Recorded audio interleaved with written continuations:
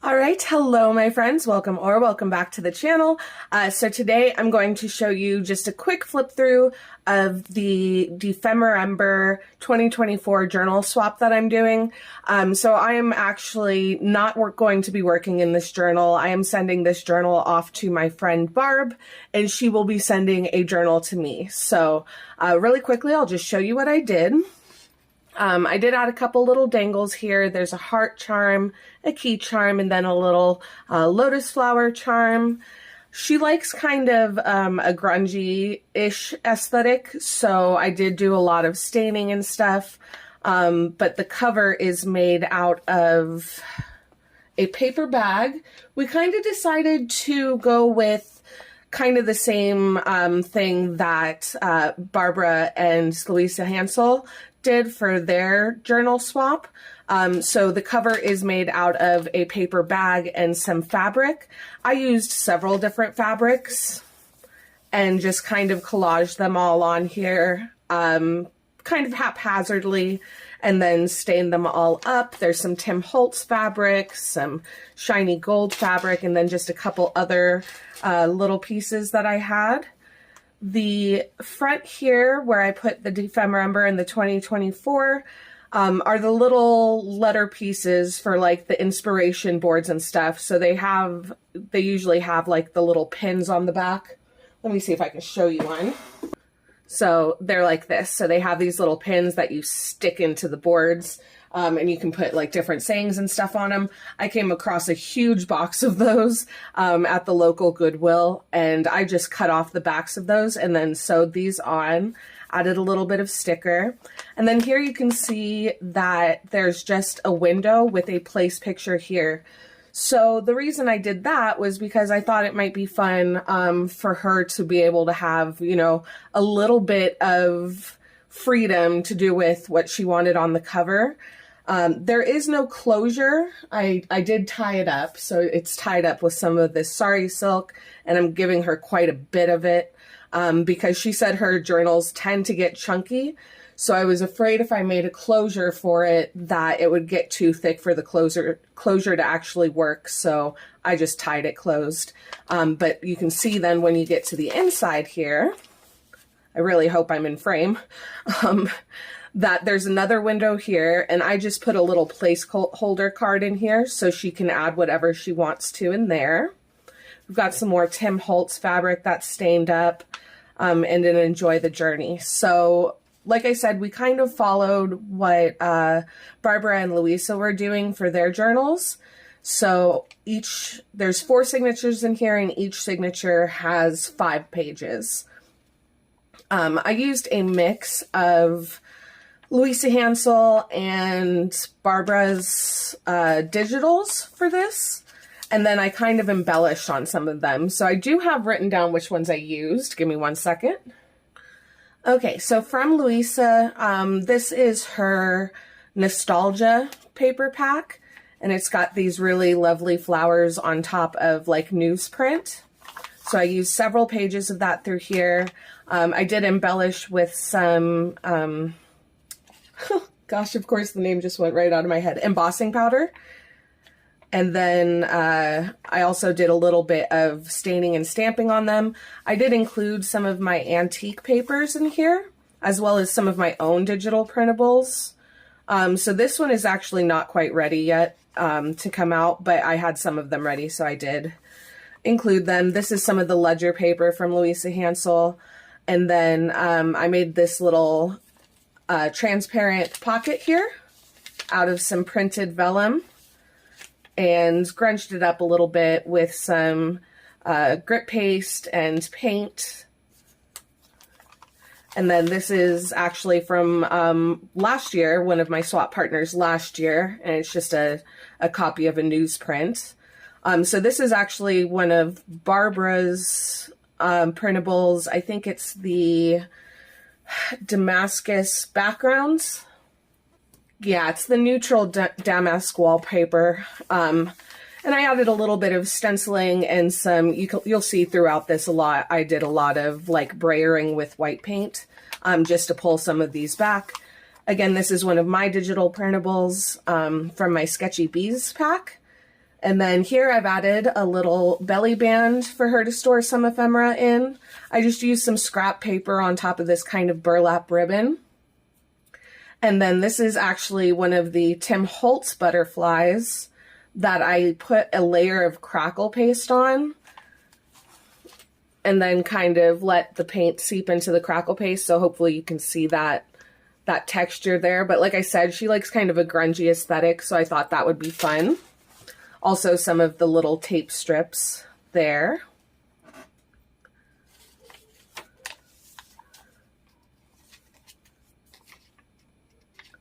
A little bit of stamping and staining. And then this is the other side of that antique paper. I just made a little flip out with it for her.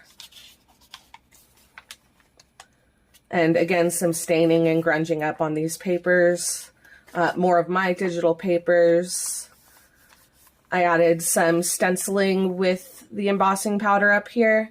And then this is actually, I went ahead and glued down this piece of paper to make a little pocket, and then added one of the little Tim Holtz, oh gosh, what are those called? Hold on. One of the layer frames, montage layer frames here. That's an extra little pocket. Sorry, my brain does not want to function right now, apparently. I need more coffee. This is a really, really gorgeous page. I love the green that's in the background there. And I know she uses a lot of blues and greens, so that's kind of, I went neutral blue green with the color palette for this. I have this old vintage crochet paper that I put in here. And then this is another of Luise's digitals. I think it's the blueberry. Yeah, Blueberry Morning. And some of it was a little too purple for me, so that's why there's a lot of whiting out on this page. And then here I've added a little, hopefully that's in frame, a little flip out with just a little bit of a collage, and it's an envelope, so there's a little tuck spot for her there. One of my skeleton leaves, and then just a little bit of collaging around there.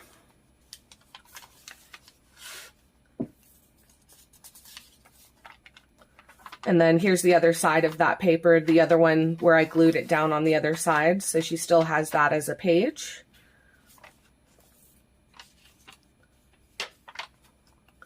And then I also included this antique ledger paper, which feels just so nice. So hopefully she'll appreciate that. Some more of my digitals. And then here I used a CD sleeve that I just collaged on top of to make a transparent pocket for her. So we did 2 like ephemera holder pieces in each signature. So there's a total of 8 of them in here. And that's just so, you know, when she makes some of her ephemera, she'll already have a place to put it.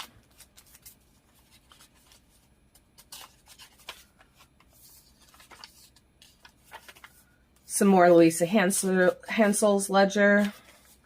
And then this is the other side of that antique ledger. I just did another little collage with this cute little guy and a butterfly die cut that I actually used on the gel print, so it has some fun texture and stuff on there. And I just turned that into a little tuck spot for her. Here I've added another little belly band. And this one's kind of, I'm going to try and get close again for you guys.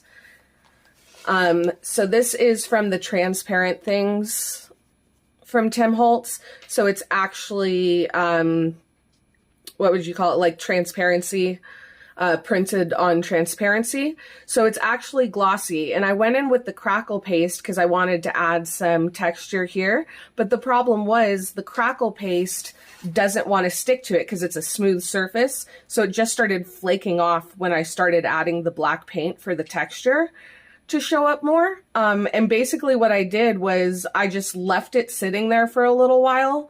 And then once it had dried up, I actually took it upstairs and I used my finishing spray. Let me see if I have it around me. Okay, so this is not exactly the right one, but it's the exact same one, except it's not the UV resistant. So it's a high gloss Krylon acrylic coating. This is what I used to finish off my watercolors, the UV resistant one. But basically what it did was it just adhered what was on there, so now none of this will come off, and you get that really fun kind of grungy texture.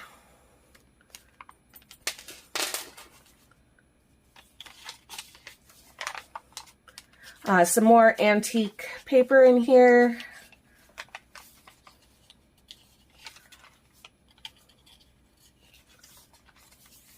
And then this is one of my book pages, folded book page pockets. So she gets a little pocket here and then a little tuck spot here.